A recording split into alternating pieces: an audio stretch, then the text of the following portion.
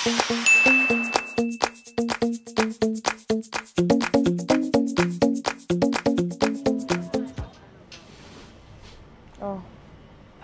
Alam mo na yung rule, ah. 1 oras. Tinigasan ka, wala kang 1K. Papalayasin pa kita. Kita mo pa yung yakap mo.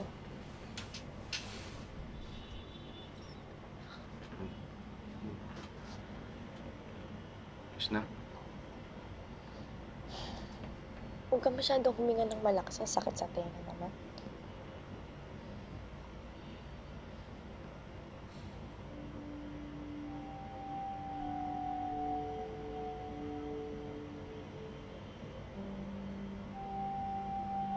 Hindi naman ako titigasan ngayon eh.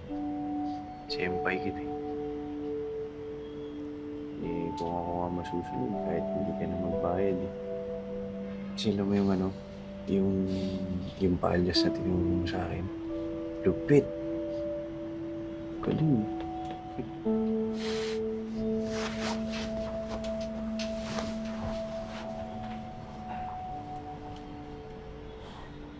Sabi nung 3 babae kagabi,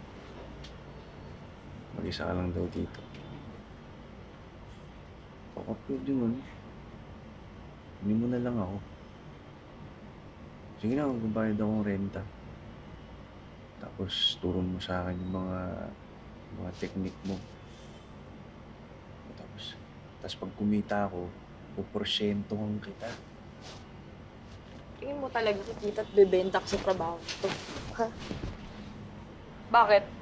Kaya mo ba ng 5 beses sa isang gabi? Kaya mo ba sa girl? Boy, bakla, tomboy.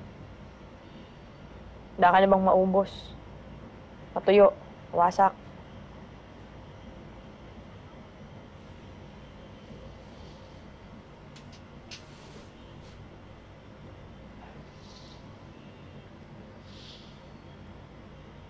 Wala nga akong diploma.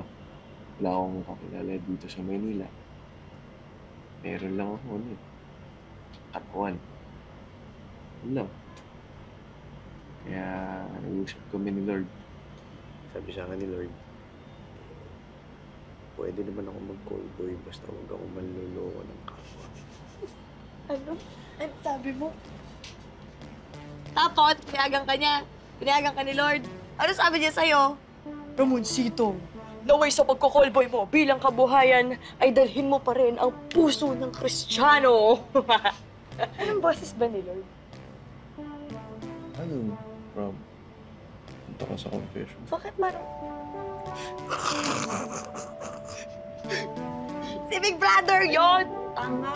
Nandun sa isang Madrid ka. Sama ka sa akin dun sa isang kwarto. Wala ka dyan. Ay, gano'n ito.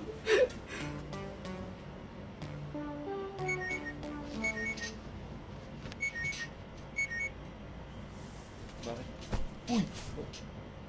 Ah? Alam mo, ikaw pala yung lalaking nakakatagal ng 1 oras na hindi ako binamahal niya. Talaga? Senpai.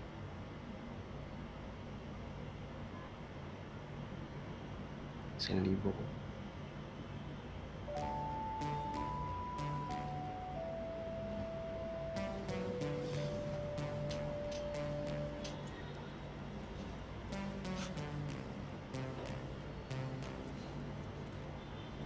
Ano, gusto mo talaga na turuan kita? Hindi naman. Lahat gagawin ko para kumita. Sige, tara.